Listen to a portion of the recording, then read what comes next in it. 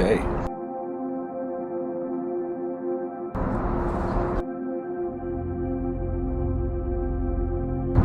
Hello everyone, hopefully my voice is loud and clear and it is aligned to the music. Today's episode is a very special episode. It is very important. Why? Because in this episode, Mr.Within is I am looking into the future. I am visualizing something that will happen on a massive scale on the planet, and I want to zoom in on that event I see and share it. And if you look at this picture is from a depiction of the time during the Renaissance, and in the top left corner I believe that is the Medici family, which were this group of very powerful bankers who in some sense they took the city through their financial control and religious connections, and their idea was that if people are alive they should live in like the best city. That means imagine being such a top dog being such a alpha psychology that you are like, my city deserves to be beautiful, everywhere, every part of the city I go needs to be incredible, right? And so it was this idea that if the society was incredible, was beautiful, had some sort of geometric divinity in its appearance, that the people would be uplifted by their environment. The issue is not that we have people who are unmotivated or people who are very motivated. The issue is that the environment is feeding into us the information we respond to.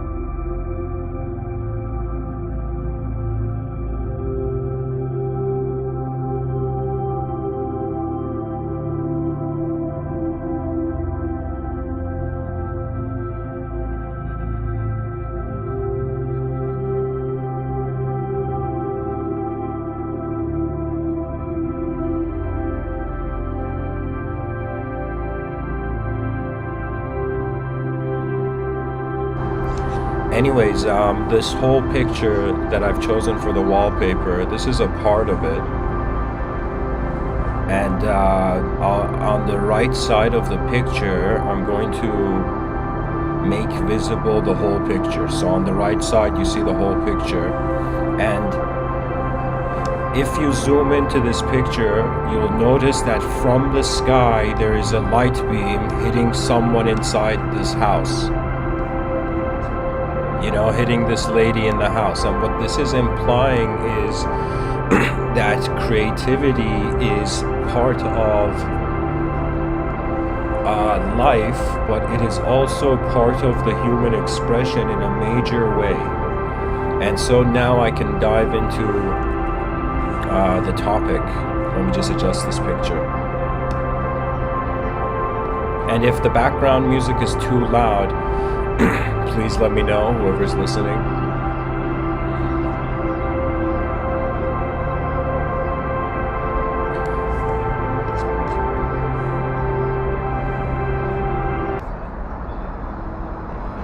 Okay. Time to dive into the topic. Where to begin? I'm a human being that has observed human life for 29 years. I have come to this firm conclusion that even though we have free will, and even though our intelligence animates from within, and that there is a viewer from within our eyes, we are also antennas, and this cannot be avoided. And on multiple levels, we're antennas. On the level of the biological organism, the 6 senses that are received by consciousness, and it's as if first there is ignorance, there's nothing, then there is consciousness, there is an awareness to form, and then this form becomes complex. And in its complexity, it becomes individual. In its individualism, it extends through 6 channels of sensory perception. Human beings all over the planet have different variations of this. That means some people can hear well, some people can see well, some people can smell well, some people can touch well. So reality is sensation based, and so what is going on for the biological organism as a physical entity is that it is receiving stimulus and responding to it.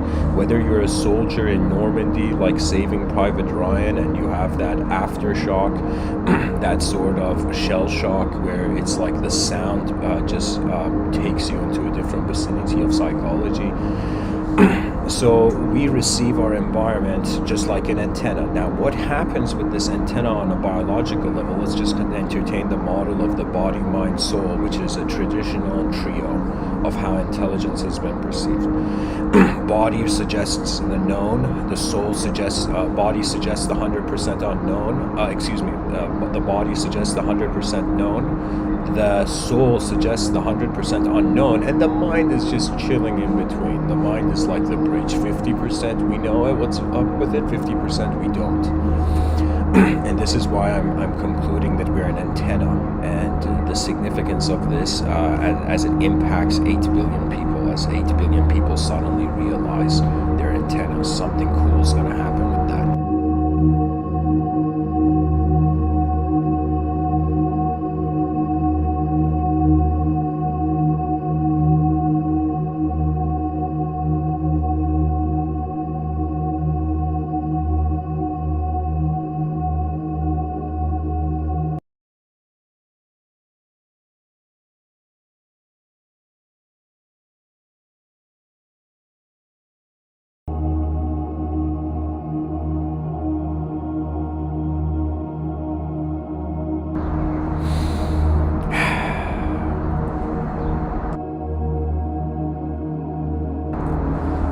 On the level of the body, the antenna is sensory perception.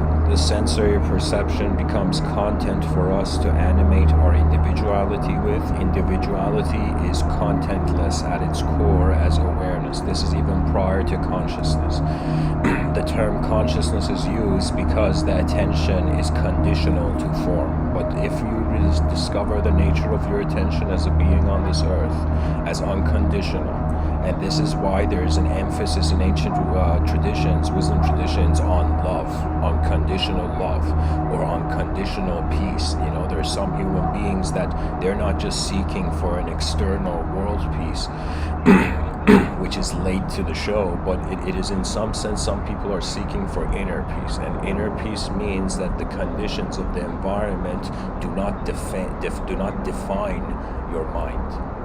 So on the level of the body, we're an antenna for mind. This is where it's a bit of a like 50% more unknown, and when it comes to the soul, it's 100% unknown. To speak about the soul requires an ability to transition, to move pilot beyond the language threshold.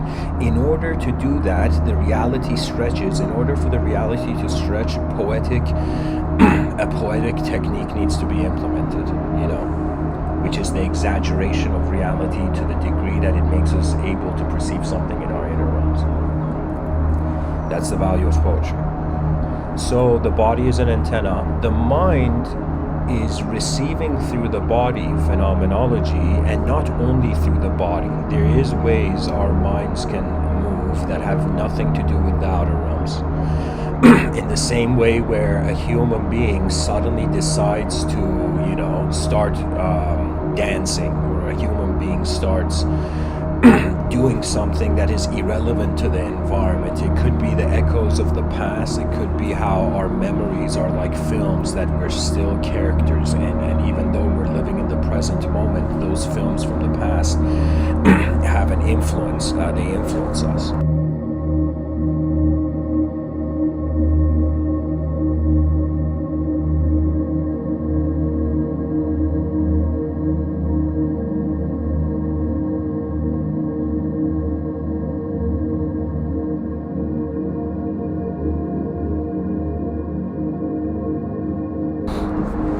The value of this global renaissance is the human being treats itself as a signal receiver, and beyond the categorization of the signals, it's as if, how would I say it? It's like when a person, let's say there's person A and person B.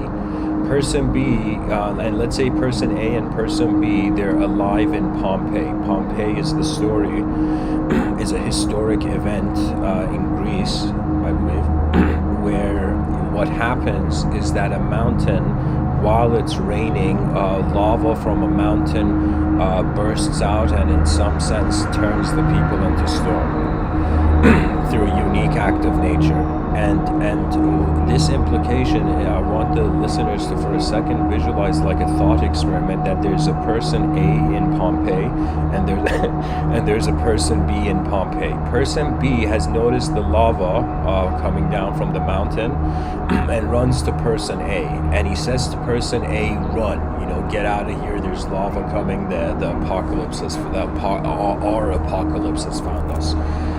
At least. And so what happens is person B expresses sound, sound filtered through precision, and person A receives the sound. Now, after person A receives the sound, and the sound interprets in accordance to the person's memory into some sort of meaning,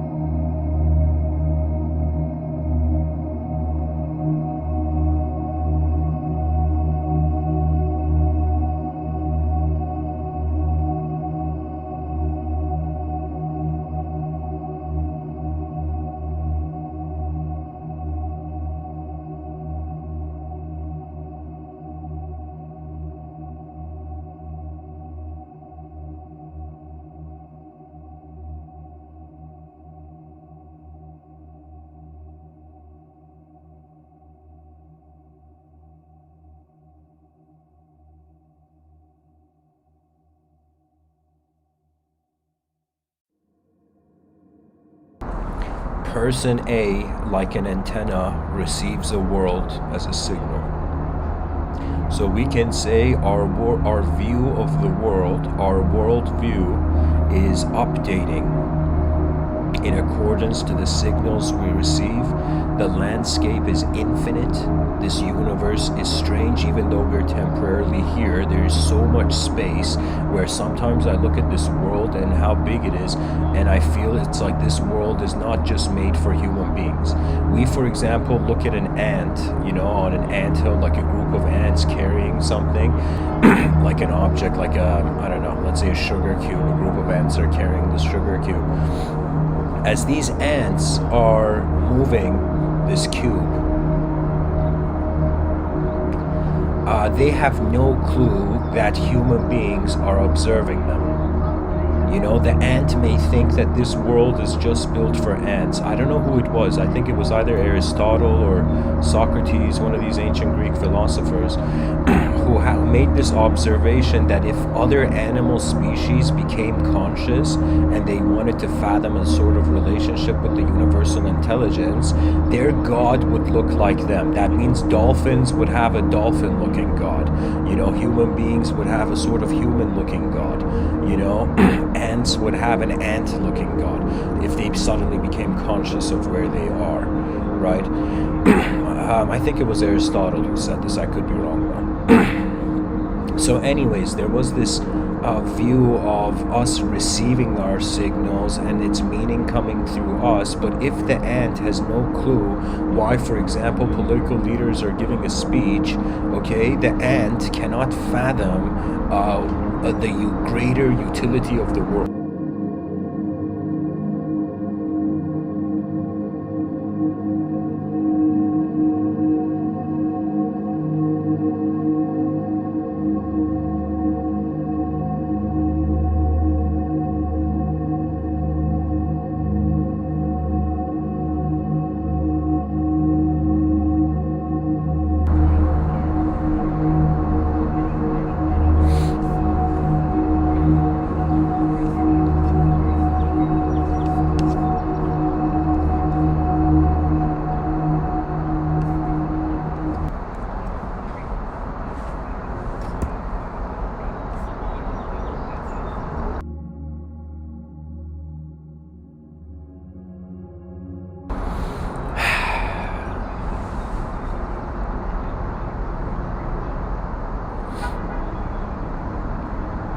What I'm trying to communicate is that the world is also accessible to greater dimensions. We are like a greater dimension for the ant that is moving the sugar cube, and for us human beings trying to move our civilization, or even we can use the analogy of bees trying to build a beehive. We are right now like a human species similar to the bees, but we haven't cared for our beehive. Our beehive would be the advanced civilization. And what happens to a beehive when the beehive is attacked? Do you know? The beehive, all the members, all the bees in the beehive, they in some sense charge into the unknown to defend the contributions of their efforts so far. You know, they say honor your ancestors, and people think that means you put a picture of them on the wall and you just, send blessings their way. But it is not the case. To honor our ancestors means to honor their life force, to honor what their effort on the planet was. We know that for many of our ancestors, their effort was continuity. And how we know this is because we are here right now. So when I think about my existence on a rock in the middle of nowhere and the uniqueness of the evolutionary opportunity, that means anybody listening to my talk right now, in 2021, you should be so honored that out of all the human beings in history, do you know that in World War II, after World War II, there was a sort of sum total of how many people had died, and the number was horrific. It was like 85 million. So 85 million human beings who their grandchildren could have been here with us right now, they in some sense were dismissed out of the realm due to the ignorance of giants. So we are not only lucky to be here, we are our luck in this world. And human beings need to have a dimension of their life that is activated in caring for the bigger picture. When you care for the small picture, it's very easy to live an emotional life. It's very easy through an emotion to instantly change your mind. It's like this is what salespeople know. I've been around salespeople. I know what they're doing. They are in some sense simulating, trying to simulate a narrative where the person feels an emotion, right? But the issue with sales is that the salesmen are, excuse my language, but modern sales is stupid. And let me tell you why. This is something where it baffles me anytime I see marketing of any sort in any media. And you know what it is? It's honesty. It's like, that means there's salesmen who are like, yo, buy this piece of trash, but I'm not going to tell you it's a piece of trash. It's an incredible thing in your imagination, but it's a piece of trash, so buy. There's some people who have that attitude where you see the lowest quality of products being shared in stores. And that bothers me personally. If it was me, there would be a command to all business endeavors, highest quality, as if in our grandchildren deserve the best. And honestly, that's the key thing for politics, corruption and politics to be cured. You just have to care for your great to the power of infinity grandchildren. And then you'll automatically become the greatest leader of humanity, because it's what's important. It's the beehive. This global renaissance in my inner realms, it started in 2015 onwards, where I saw an event. I called it back in the day. When I say back in the day, like in 2015, around that time, I called it the multidimensional renaissance, because when I looked at history, I noticed what had happened and what has not happened.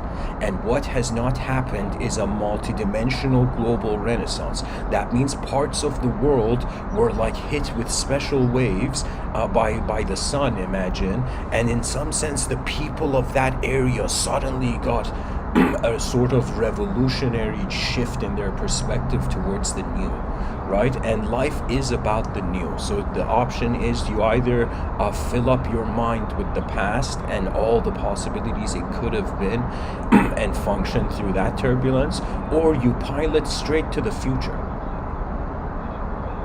What that means is it's like the citizen today walking in the street may think, okay, how am I being a person in today's society? But there's some people and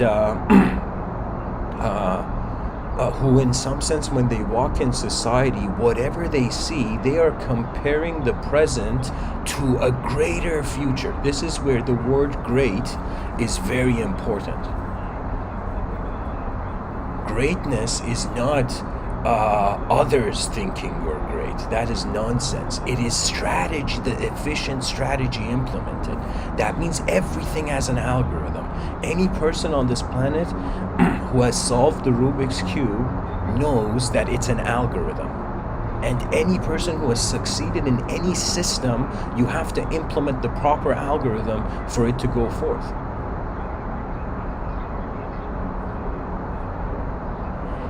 Imagine like tomorrow we woke up and suddenly 8 billion human beings, all the leaders of the world in the United Nations, had in some sense all agreed to a collective peace simulation, as if we may not have the audacity, or we may not have the selfless nature to truly have peace in this world, because what are you going to do? Greed is natural, you know? We were selfish animals in the jungle biting each other. Now we're civilized creatures speaking. Now how civilized do we want to be? How much do we want the animal to speak, to hold the microphone, or how much we want the able consciousness, the higher consciousness to hold the microphone? These are collective choices. And if we woke up to a world where every leader was like, yo, forget about what the past said, the future is coming, and our response to it is efficient freedom. That means a freedom that is trying to, a system that is trying to impinge the least, yet providing the resources for the most. To be honest, if you think about it, if all human beings began behaving in an advanced way, there would be no need for government. But this is not the issue, because there always needs to be a captain of any sports team. You know, that means it's as if what I feel is going to happen in the future to governments. This is something where in my book, Civilization 2.0, I share. What I feel is going to happen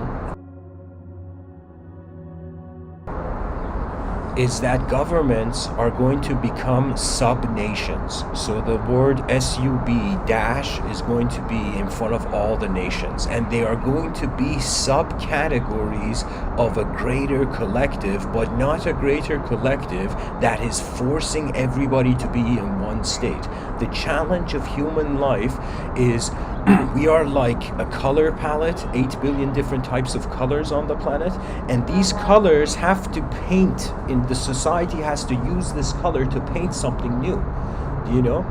And so it's as if we are paint that has to be cautious in maintaining a realm of individualism, yet being able to also function and bring forth a collective strategy. So when human beings care for the same thing, outer enlightenment happens. Inner enlightenment is realizing you're not in the driver's seat of truth. When you realize that, you relax, the ego becomes transparent. When the ego is transparent, you become your whole moment. When you become your whole moment, like the Yoga Patanjali Sutras gave an incredible metaphor, imagine a glass orb rolling over. A glass orb rolling over colored surfaces, like colored cloth or something. Right? Imagine we had a glass bowling ball, and the bowling alley, like, what do you call it? The bowling lane was like filled with different colors, you know, all the colors in the world, right? And as this bowling ball moved across these colors, for a moment it became that color, but the color was never the crystal bowling ball, you know? And so that is the recognition of how we are an antenna, not per se like an antenna on someone's roof, but an antenna in regards to what is being aware that something is happening here, as it, through it, or whatever verb or noun you want to dress up in, you know?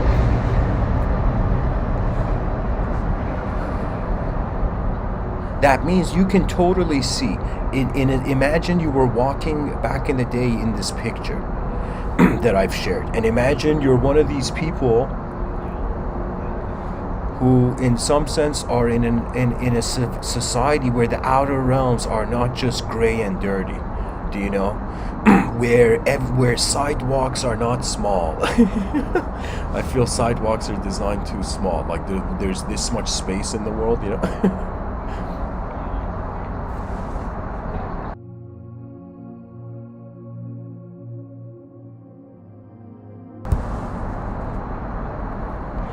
I remember I had this very unique experience when I was in grade 6, and I was in this school in Iran called Tehran International School, and it was this IB Swiss-based school for all those people who couldn't speak Farsi to their grade level and whatnot. But anyways, when I went into this school, there was a teacher, and this teacher was so organized. Like when he came into the class, he took like 5 minutes. Like all the kids would talk and shout and just be busy. This teacher would come in, slowly put his glass case, slowly put his bag, slowly take everything, set up everything on his table, and then he would begin teaching. Right? He would just start the class, you know.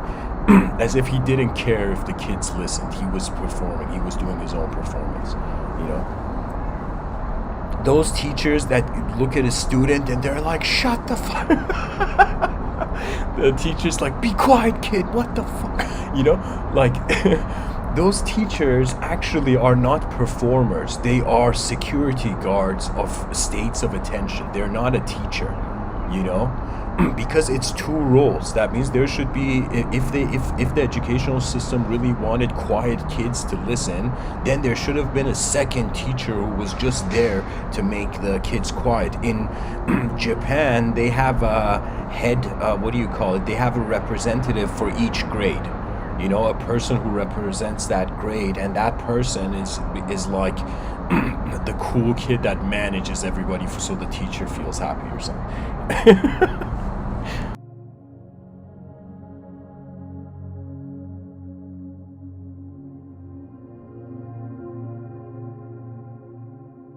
You know, I hope that in the future I have an opportunity to live in Japan for some years.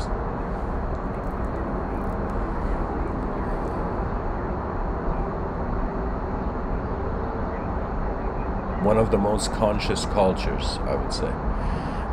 But anyways, what I'm trying to say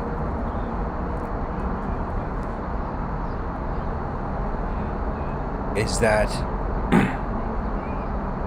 our attention expresses and receives.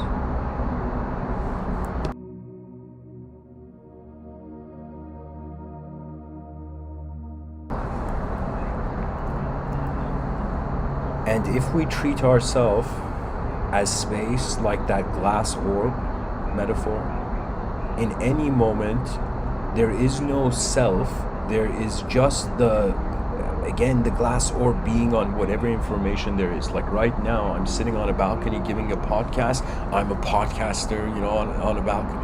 You know? This is like how my consciousness is arising in this moment. But when I'm like outside going for a run, then it's like something different, you see. So the attention is endlessly updating. More than in this life, you need a belief or like a set, just a firm picture, you know. It's like you just have to realize it's a film that's endlessly changing, and the present is where whatever you have received from the world has an opportunity to engage. If you notice, the past is done. The past happened. You can't do anything about it. I can't do anything about the talk I gave yesterday, mainly because it's like that day is done. That day came and lived a life and it finished. Now, when I'm living today's life,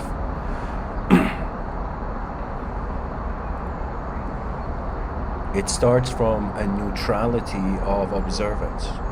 When I wake up in the morning, I'm usually very happy. And for a long time I was like, okay, why am I very happy? And then I realized because I'm grateful that my consciousness made it to the next day. Subconsciously I realized this. that for me, waking up is honestly one of the coolest things that can happen in existence. To be alive is not just a rare opportunity, it's like a breathing masterpiece.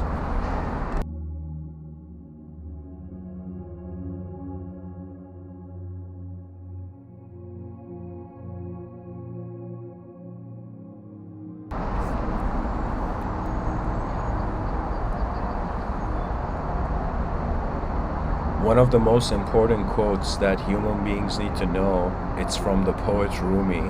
He says, out beyond ideas of right doing and wrongdoing, there is a place. I will meet you there. That means beyond all interpretation, there is a state of being where it's the fulfillment of the soul in silence. Because language is for the mind. The moment you're not just a mental entity and you get a glimpse of how your attention is being more than it's doing something, you actually become the universal event. Like a surfer riding the waves, and the surfer riding the waves so smoothly that for an instant, the waves and the surfer are the same movement. You know, that's in some sense meditation, where through a neutrality of your own preference, you begin accessing an ability to perceive something new. Because we feel in order to maintain our individuality, we have to filter everything through it. This is a fallacy.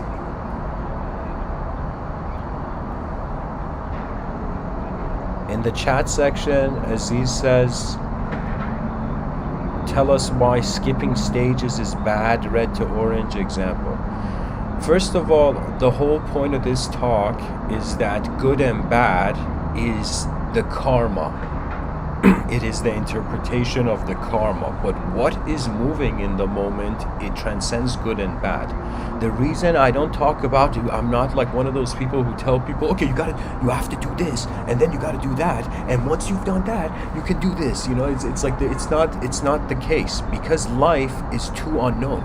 This is the honesty of the intellect with the world it finds itself in.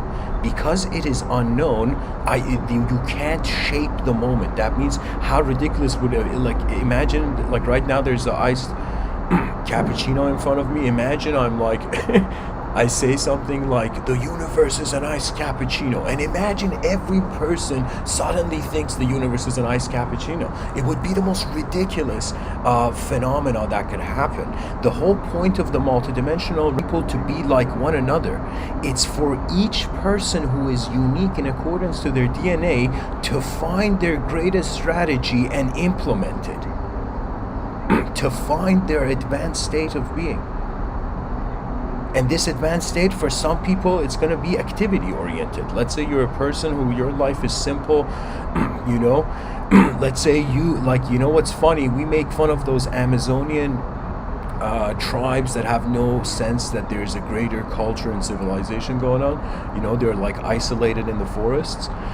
But we don't realize, for example, if you were a farmer, you probably won't know what's going on in a cyberspace like virtual reality convention. Do you know what I mean? So it's so it's one of those situations where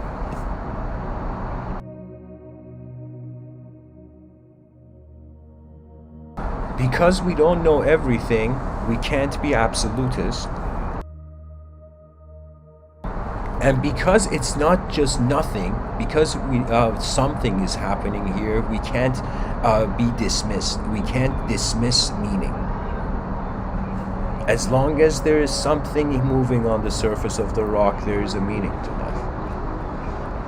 But what that meaning is what is being piloted. So my question is, if for a moment 8 billion human beings, suddenly 8 billion human beings, imagine for one moment, they felt that they were employees of a company in the future.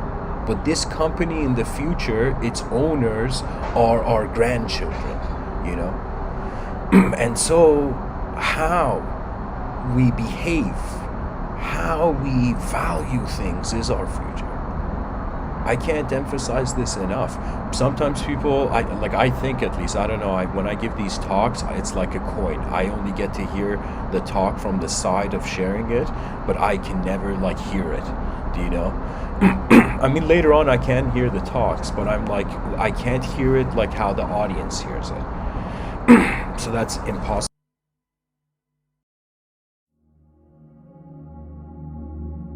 Because everyone is different. But I have fathomed that some certain moments in these episodes, the audience may think that I'm an incredible silly person, and that silliness is only there because I have reached an inevitable factor in my view of reality. When you reach the inevitable, what can you do? You laugh and turn. That's it. Any moment that there is the denial of movement, I shouldn't even like these terms. For example, rejection, or acceptance. These terms are, I feel they're outdated. I feel what is happening is it's just a progress in accordance to the past. That means every person is expected to be better than their past.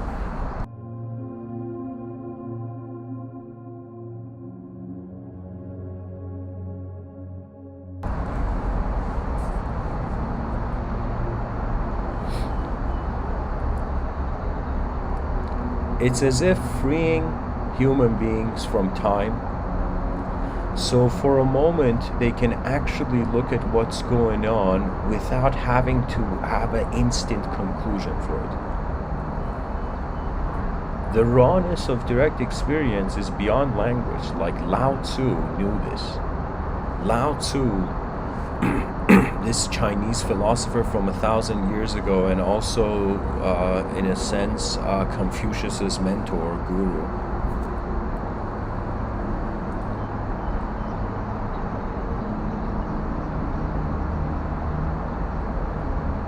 Lao Tzu would go for silent walks. He was pretty much this guy where at the end of the evening, he would just go for a silent walk in nature.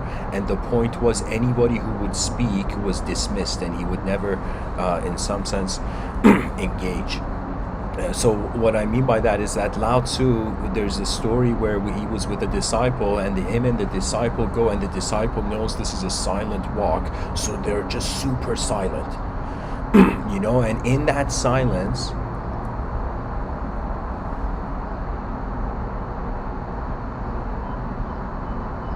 at the end of their walk, the disciple asks a question, and the moment he makes a sound, it's as if he's broken the state, right? And Lao Tzu never just, from that moment on, he only goes on solo walks. This is written, by the way. I'm not just saying this, like this is actual. So Lao Tzu understood that there is something of having a relationship with universal intelligence and space, which is not through sound and it is not through movement only. So in a sort of silent, still state of wonder,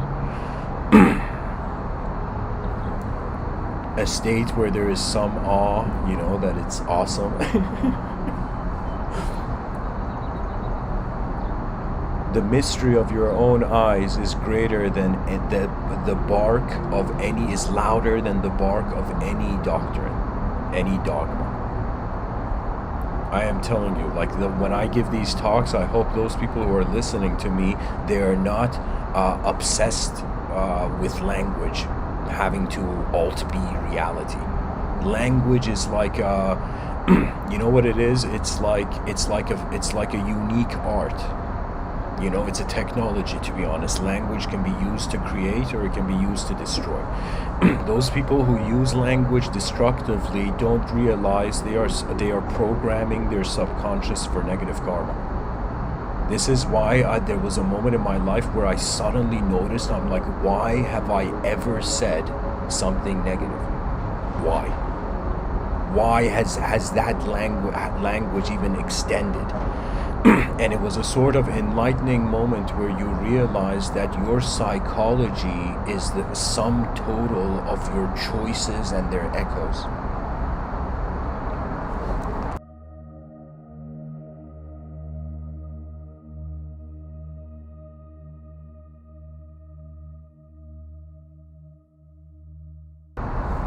You know, I'm going to take the talk towards the antenna, the concept of the antenna, and how the global antenna renaissance can start, and what is the catalyst for it. Okay, a catalyst is an idea where the catalyst advances something, but it itself may not have any value. So a catalyst is technically a sacrificial influence. But this sacrificial influence, the word sacrifice, we all freak out about it. But when you call sacrifice opportunity cost through an economical term, then it becomes, people are less afraid. That in life, where our attention goes, sacrifices all the other places it could have gone to.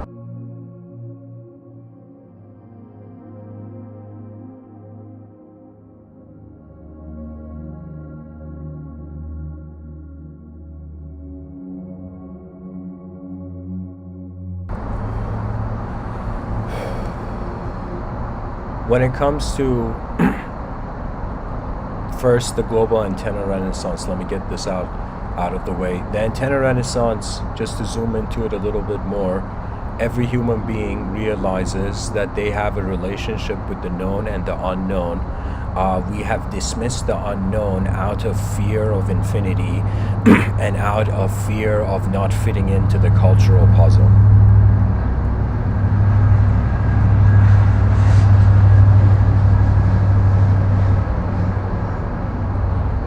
Every human being, imagine there was a person, there was a time traveler that came from the future, and this time traveler said to everybody on the planet, begin your great work. And everybody was like, what? What does this time traveler mean, begin your great work?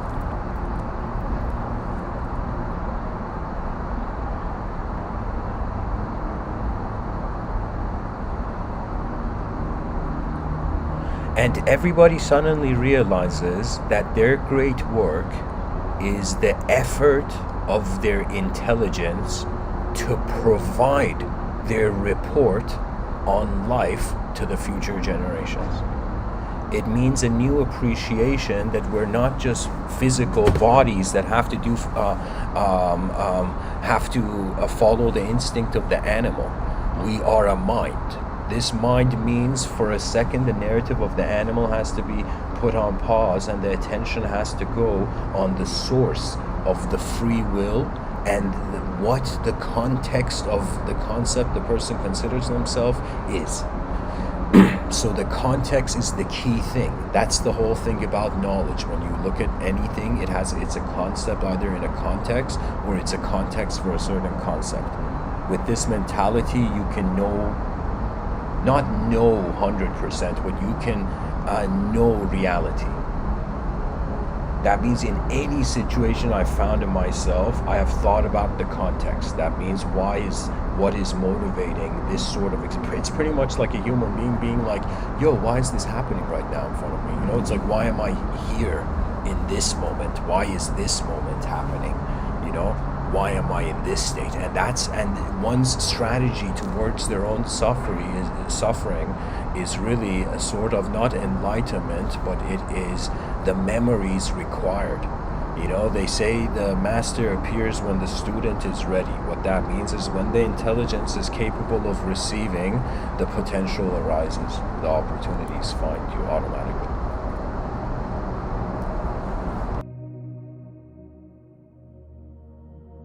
Imagine this time traveler from the future also said to the species that every person is a unique antenna of receiving the universe, and behind every person's eyes there is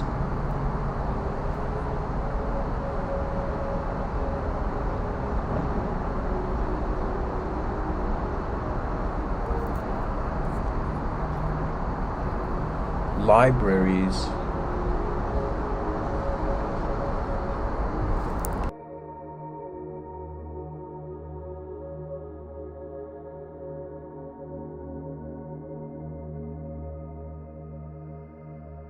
that can be shared. What I mean by that is, let's say you're a person, you go into a library and you read every book, and let's say you have your own genetically unique opinion on everything you've read in that library. So if you add up all your opinions on everything, that is a library of information, you know. So to express that becomes the effort of the life, where the person's like, all right, the body's work is done, and also the mind's work. And then the soul is not the worker. The soul is like the general in the battlefield that doesn't move and is observing 100%. The commanding officer is observing 50%, but 50% it's also there to be in the front lines if necessary.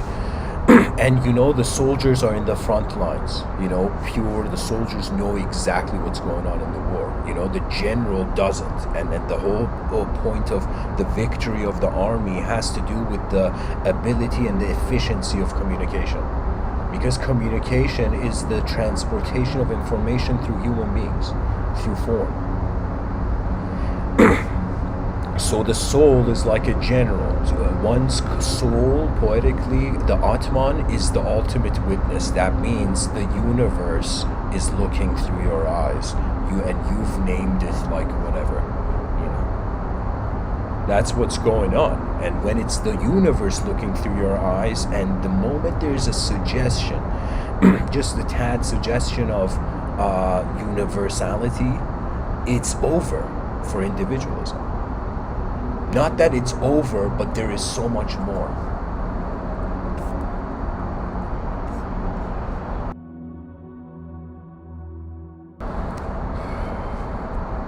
When one follows their great work, pretty much imagine it's a portfolio. And also in the future, there's a library of human names. So there's a library where every human being who has lived and has written something, has shared something through language, it's to record.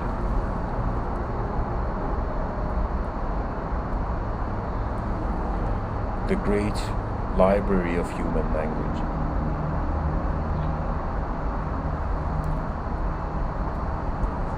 And we're designed to be observers and creatures that can share the observation. That means the moment there is the opportunity to communicate, and we see that human beings have communicated, this kind of really shows where like a soccer game, which player has the ball, which events in nature must be prioritized for their direct influence on humanity is the most.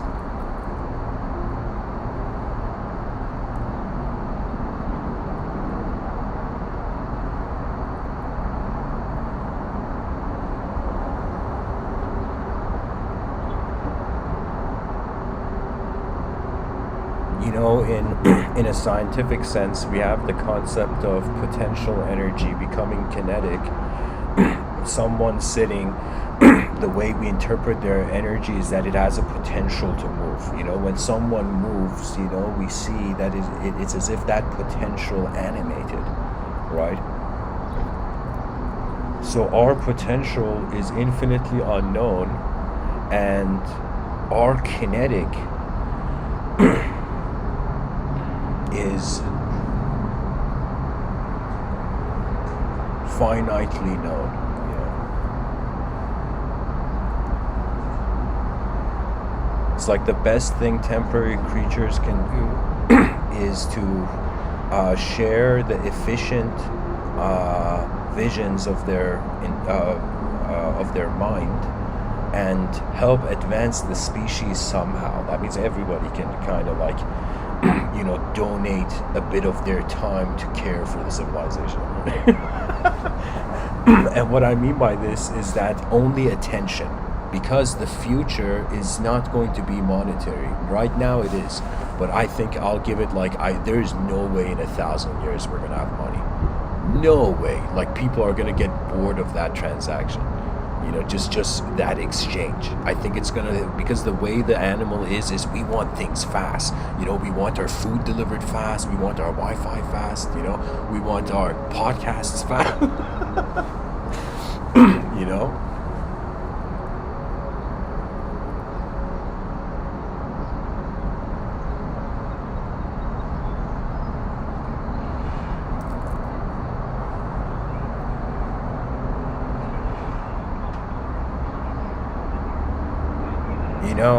there's an interesting quote from Bill Gates for those in business, where he says, I am in, like he says something like, I'm willing to hire a lazy person so that the lazy person finds the simplest way to do something. That means in business culture, one has to be not conscious of what is the emotional desire of the human being, but also the energy levels that human beings find themselves in.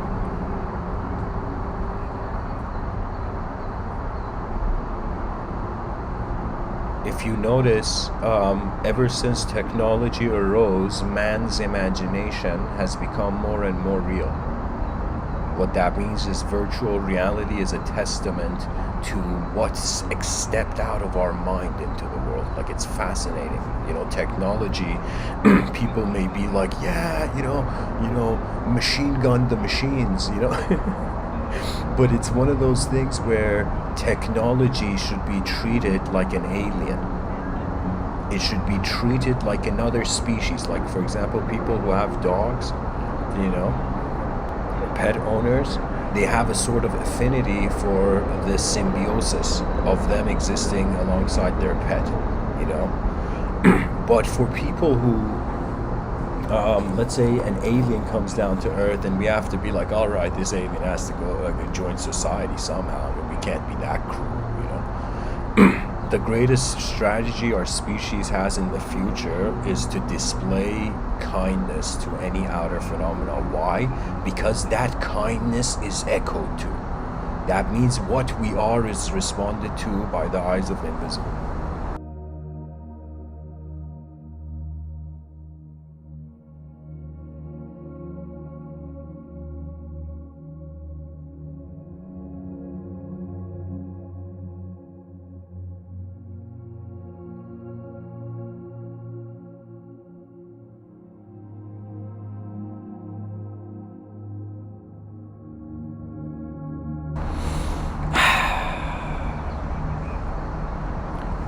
People are going to become interested in their own intelligence. This is going to cause them to start a research project that is driven by intuition. All those people who perceive Jungian synchronicities, they feel they're like having spiritual experiences. It's like emotionally that's lovely, but what we do in the outer realms is we utilize the significance of present events.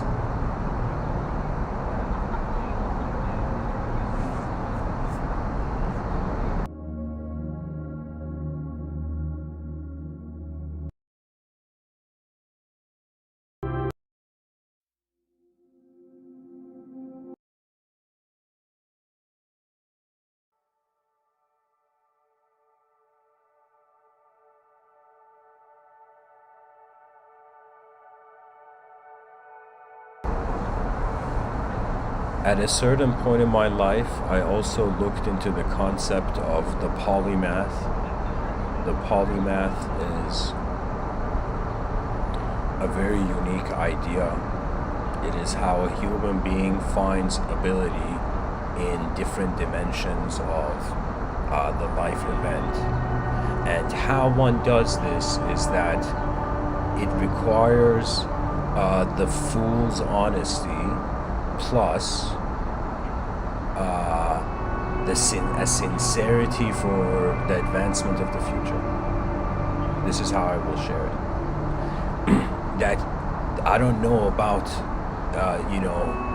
the reality of truth beyond our eyes. All I know is that I find myself in these eyes, and I also hear my breathing, and I also see a world. And so it's as if I am an engine of an opportunity for an never before seen performance on this planet. We are all unique in ways that it's like for every person is like, you look into their eyes, you'll see infinity eventually. That is our ability. You know, it's very fascinating. You look at a bird, what does it do? It flies. It uses what it is. And you look at human beings and you see what the human being is doing is using what it is. And really, all those people who feel we have disconnected from nature, it is impossible. We are nature. We are the Gaian mind.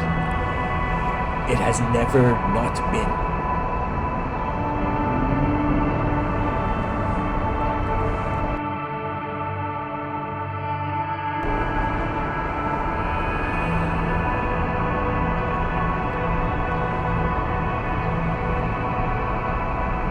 Ability is ultimately a singular choice on all the information accessible. It's a decision. Talent is rhythmic decision making.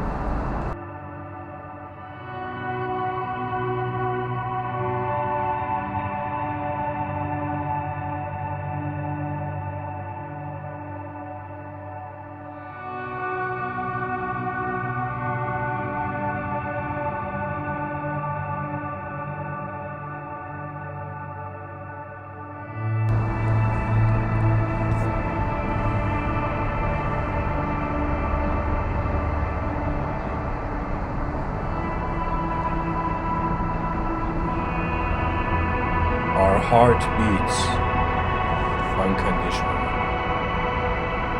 The heart takes no days off, and I have considered that the mind should have that attitude. And desire, which is what fuels personality,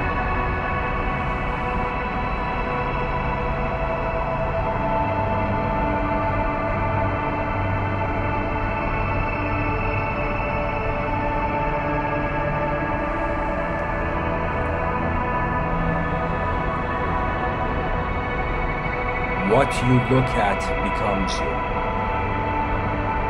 But the law of nature is that whatever you are changes and grows. It's not even possible to be afraid of life.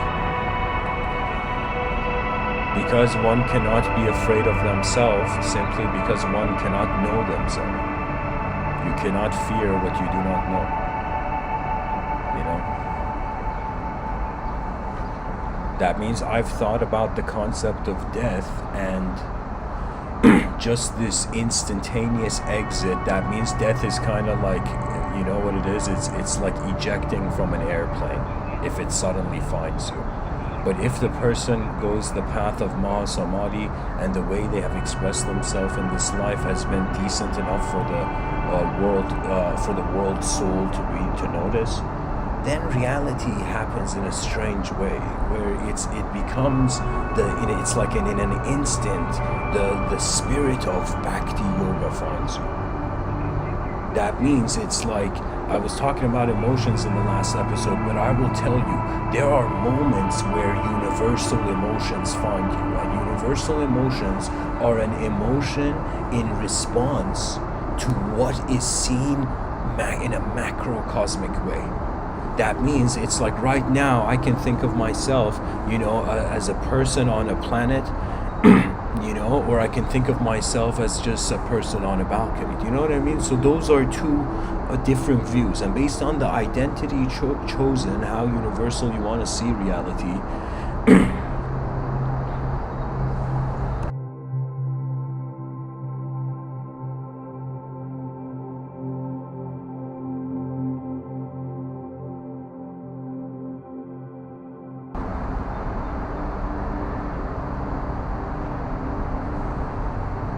for those who are simple and their simplicity has been attained through moments where the moment was broken,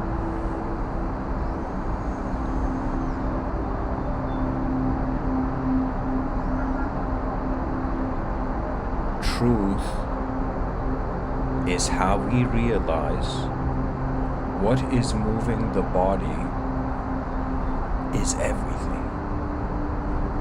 And the human being laughs and cries at the same time.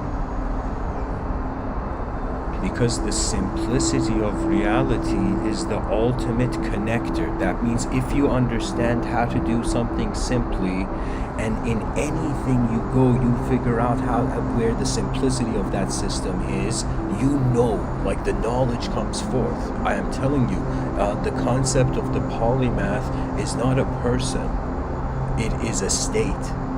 A state where both in the infinite and the void have bowed to you, but not to the idea of you. Even language as the idea of you has bowed. So it's like the advanced communicators are those who language, just the spirit that moves language in this realm, honors. It is literally like there was a person named Rishi Vyasa, this yogi, very incredible human being. Someone who I feel his eyes I might have looked through.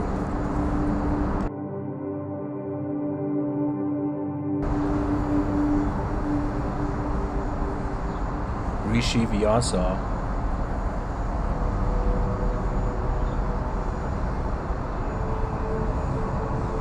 this human being, just think about a human being who you have nothing, and you're just in the forest as imagine yogi, as a simple yogi.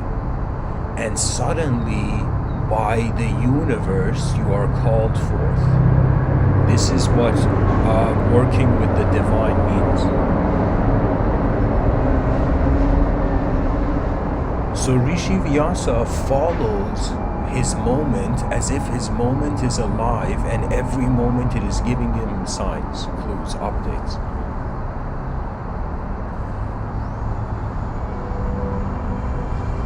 As he follows his intuition, he is called forth by the universe back in the day. I don't know how to tell you the time, but it was back in the day. And, back in the day to the power of back in the day. But it's, Rishi Vyasa, he was called forth by the universe to find some sort of brush and begin writing on these giant leaves on this like old school unreliable paper. He wrote 18 books back in the day where people really didn't care about books that much. They wanted to for power and status because that's survival's element. But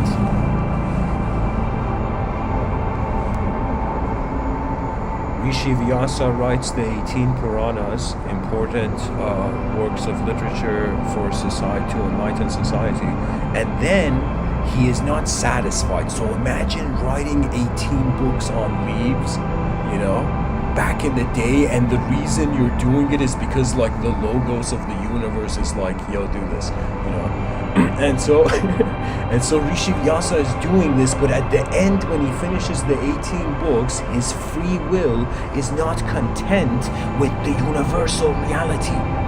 That means all that he is perceiving and all that he has done, he has not reached the ultimate contentment. Rishi Vyasa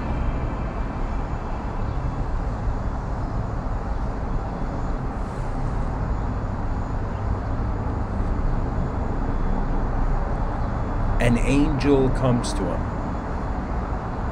a type of angel. And this angel tells Rishi Vyasa, unless you write about your love of God, your love of the ultimate, just forget the concept of God being a sort of animated fiction, and just for a moment consider it as a metaphor and a signpost pointing to the ultimate universal truth.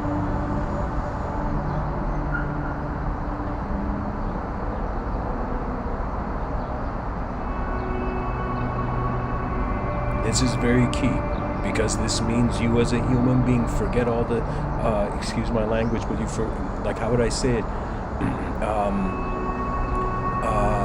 You let go of the unnecessary, let me say it delicately.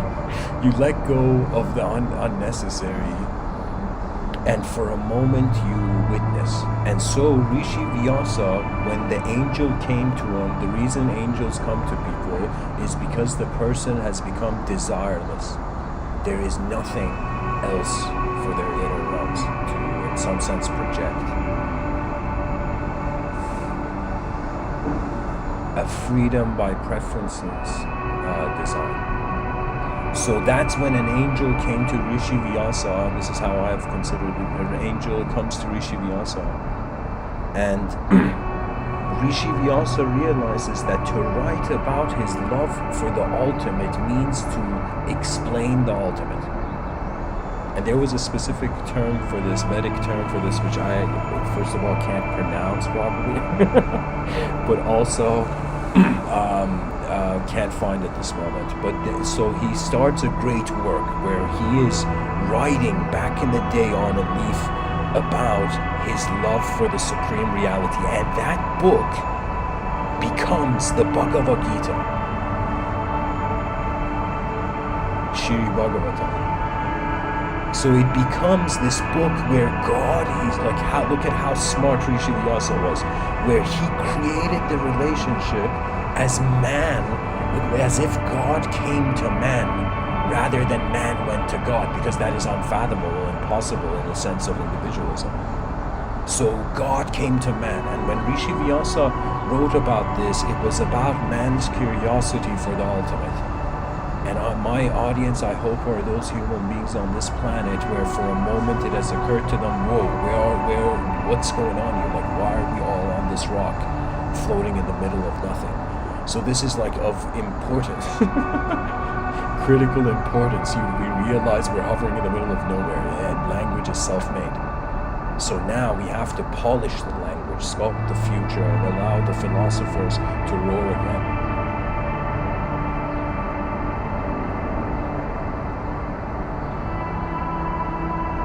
So whoever you are, treat yourself as a rare human being who has arose in form, and now your work is based on your greatest vision. Your greatest vision, if it's on yourself, your life becomes self-centered and you miss out on a lot of things. And this is why humility is a strange hidden power when it comes to the realms of the mind. It is like the presence of the familiar. It's the nostalgia of the soul when it remembers beyond nothing it is home.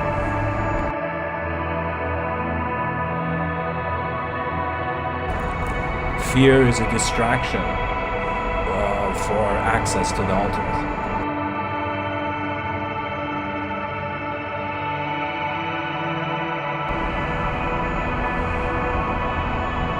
Rishi Vyasa writes that book, and what happens is that some people called him the incarnation of God in language.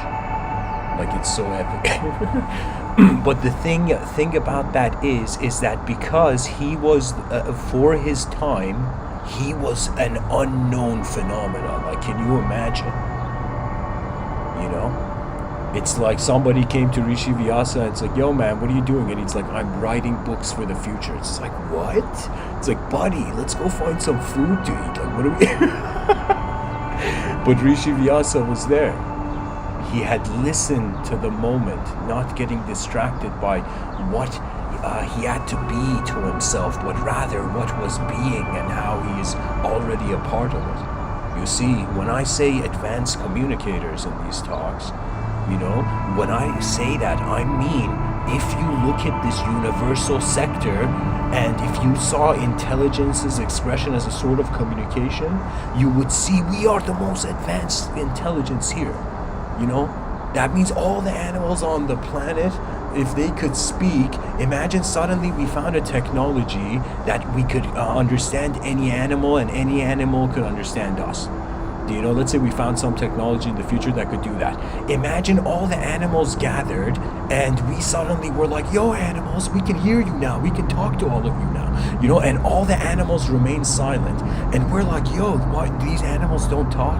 Like, what's going on? And suddenly, let's say like an eagle An eagle suddenly begins speaking out of all the species, and the eagle says, "We are all waiting for you."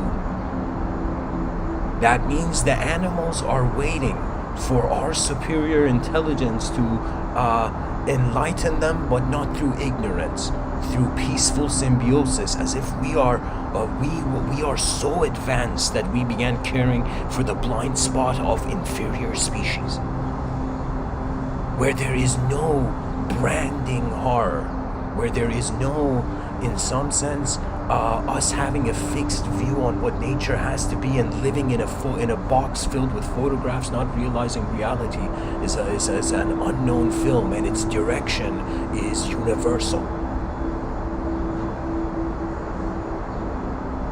You are a universal entity in a world unknown. What can be said? What else can be said?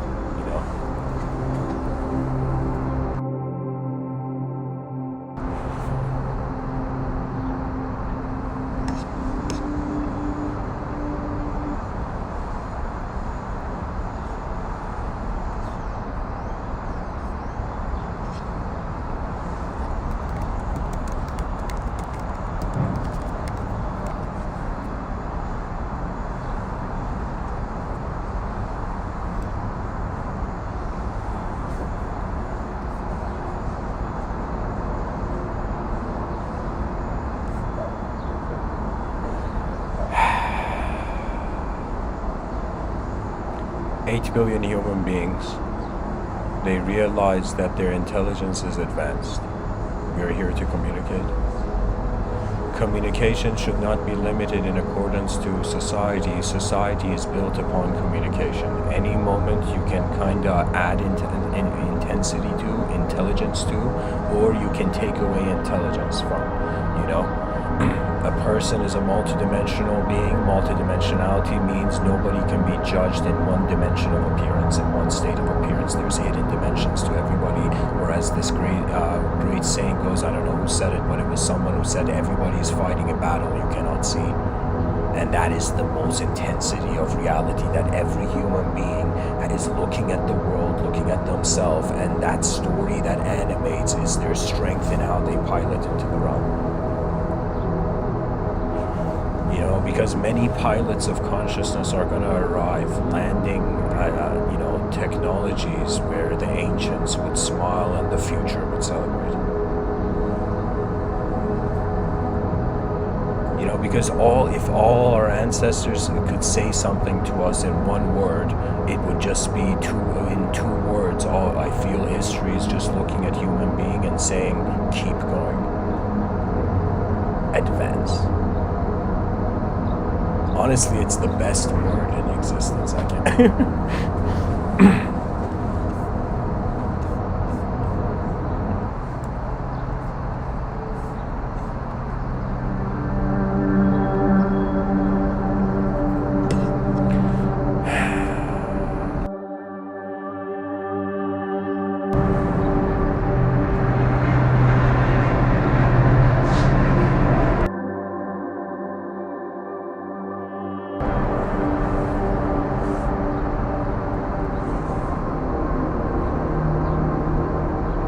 Light enters our eyes, information enters the mind, the mind enters the information. When the mind becomes the information, it notices it is an observer of it and it frees itself. Cultivating an ability to watch your own moment of life as it happens is really mindfulness. Through this mindfulness, a person can utilize, now it's a digital era, so every person has a notes application on their computer. Every person can, to some degree access for a couple dollars paper from a store like printer paper. And this is what I recommend for those people who feel like writing is a divine art.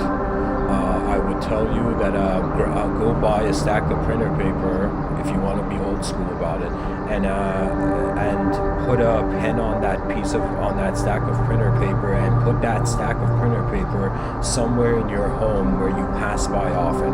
And the idea is you don't touch that pen and that stack of paper only if there's an emergency, in a phone call, if you have to write something down. But if like that stack of paper, you don't touch it until an idea comes to you, whatever in your inner realm content that comes to you, an idea that comes to you, and you suddenly feel this idea is too important to let it just be carried by the stream back into the void, by the consciousness stream back into the void.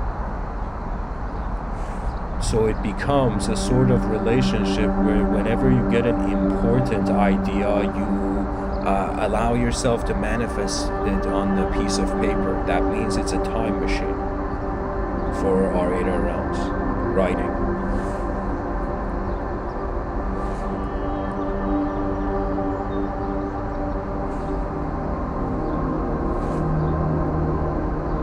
You know, I have this view where the trees, like some people are like, what if the paper, you know, it leads to the destruction of trees. I think the trees are like, there's so many things out of control happening on this planet that the trees are like, if paper helps you advance your civilization, go for it.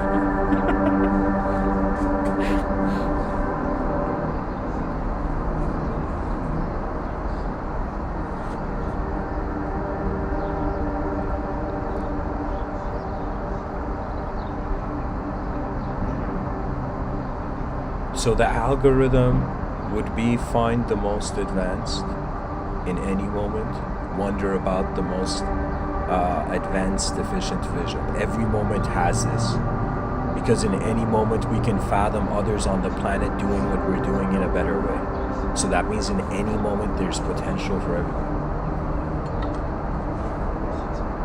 There is a type of freedom that is external, which is through rebellious force, and there is a type of freedom which is internal, and it is through understanding.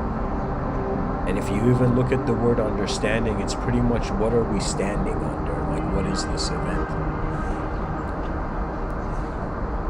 Every person, I feel, should at least, like by law, write at least one book. Do you know what I mean? Okay, maybe by law is too intense, but like every person should write a book in this life. Just whatever. They have to allow their mind, whatever their DNA has harbored throughout the eons, you know? And they need to share it. Because where else? What else can you do with ideas? Seriously, what else can we do with ideas? We act upon them, but if a person has a lot of ideas, all you can do is share, you know? And to share, it comes through the format of paper and the voice, right? And I would say paper is more like art. You take your time, that's like architecture, but speech is more like you're riding the waves of the moment.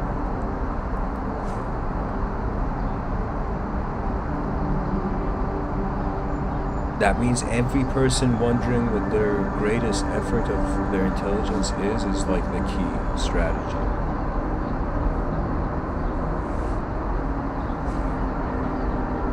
I don't know who it was who said this, but somebody said the best way to predict the future is to create it. And so a collective project will begin, as if like a spaceship, a giant alien space advanced, like let's say a spaceship from the Andromeda galaxy, like it collapsed on Earth, this mothership. We should totally have different names for the crafts, but anyways, like this giant ship hits the Earth and it crashes, but there was no extraterrestrials in it, you know? And so what happens is we as a species are trying to find all the pieces of this extraterrestrial spacecraft and build this advanced civilization. You know, that means every person through their free will can contribute to some sort of force that is collectively efficient, not just an ideological theater. You know, because art is great, but it's a strategy that actually engages reality, which is the most crucial thing.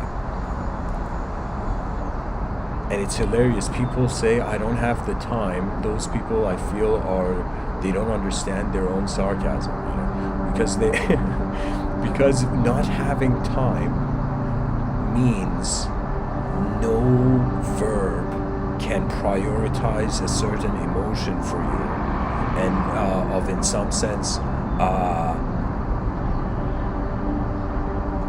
I don't know how to say it, but if the concept of time became a god, everybody's worshiping it already.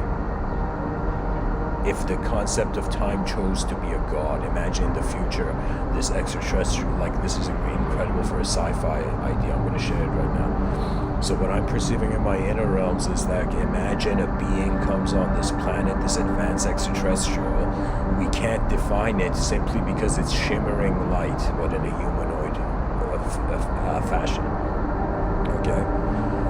And so this shimmering light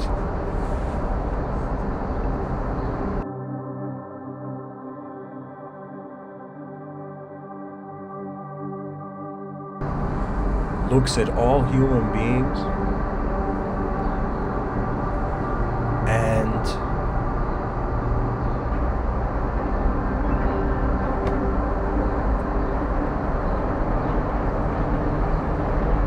declares itself as the god of time.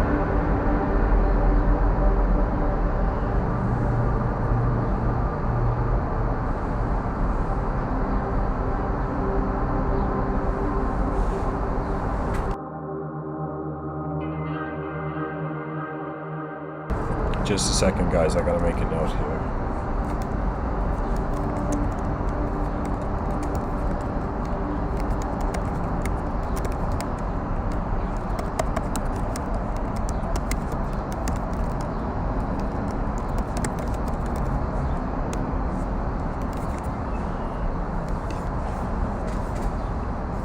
Okay.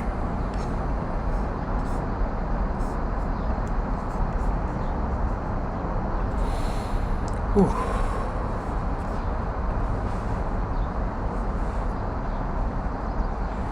I would say the antenna receives what it is open to. 8 billion human beings do the most advanced thing. Any notion of an extraterrestrial relationship with the future is just to catalyze us towards the advanced civilization.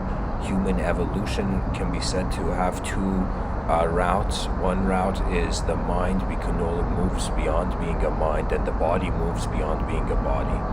So it means graduation from multidimensional evolution, or evolution in a multidimensional system. Once you graduate from these states by observing them, because now you have access to them, life becomes fascinating. Not that it ends, but it's that you're trying to figure out. It's like, right now we have this view where life is temporary, and we don't question that. Everybody knows life is temporary. But if we imagine we had the opposite certainty, that life was not temporary, that there was something about our intelligence that was eternal. And imagine we had certainty. Everybody in society would laugh. We'd be eternal beings, Everybody in the medical fields would, anytime there's an emergency or something, the people would not freak out, because there's a sort of view that it's just the embodiment, and the sophistication of the mind is the advancement of how much your communication made you realize what's going on here, the expression of your intelligence.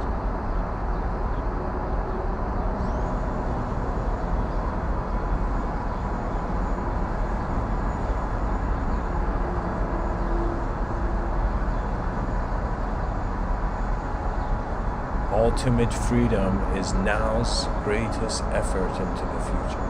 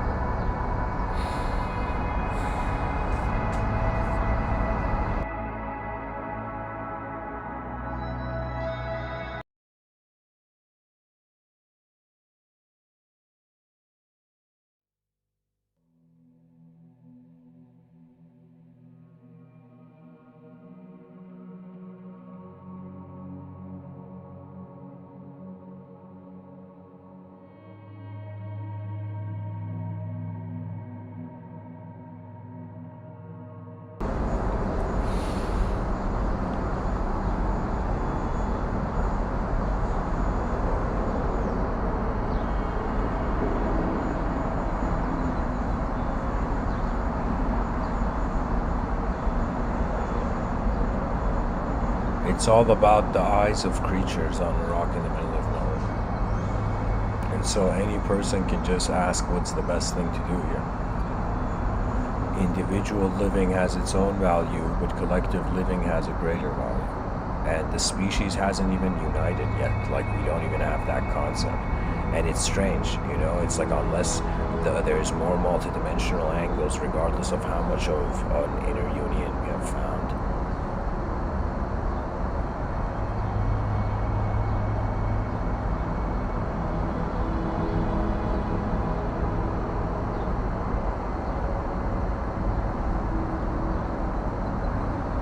It's as if our species is a boat, and on this boat we're trying to build an airplane because we are tired of being in the unknown when we have an opportunity to at least perceive more, right? If life is a perception, the advanced civilization is like the ultimate perception. And if there was an advanced civilization, like the whole reason I'm saying that this idea of the great work is, it's as if a civilization where everybody would be peacefully relaxed in. Why? Because one's blind spots are, it's as if the collective strengthens its own effort for its evolution.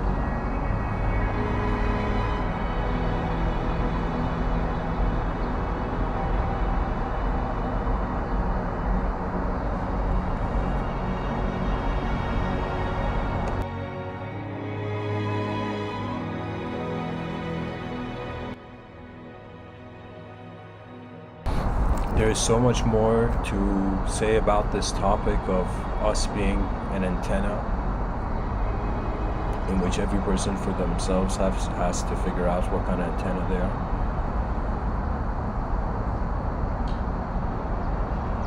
We are alive at a phase where the creature has to communicate. We've done physically advanced things in our outer realms. Now the inner realms have to physically, not physically, but maybe physically inspired advance.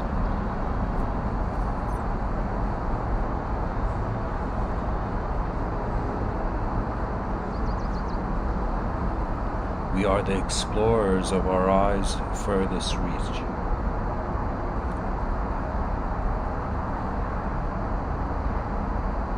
Being free is like, it's the preliminary, it's a prerequisite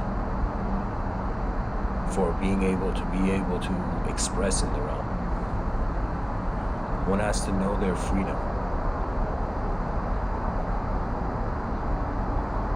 It's one of the great efforts of the creature. Because freedom can't be just the static state, so it can't be an image. So all those people who wanted to be an image in their future, you can't be that. And it's not just and you can say because everything is changing, it's dynamic, but if it's dynamic, it also can't have an image, you know?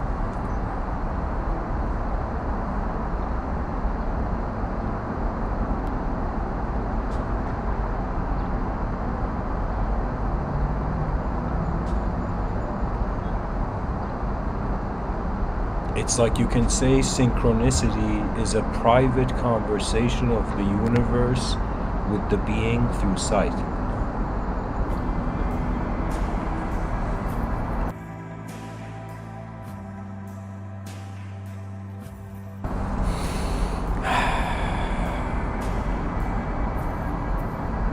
And whatever I say, the world goes on. That's the cool thing. It's like, imagine someone so busy and their friend comes to them and talks about their suffering, and the person's like, you have time to suffer? It's like, when did you get the time to suffer? You know, life is so filled with endless engagements, endless ways that it can be approached, and so many ways that it already has it. That means anything you can look at, and if you look at it long enough, you will find a way where you can update it, you can evolve it. So concentration is talent of any sort. It's just the choice to go deeply into the reality of it all. Anyways, guys, thanks for listening. I'm going to end the episode here. Then there may be a part 2. Much blessings and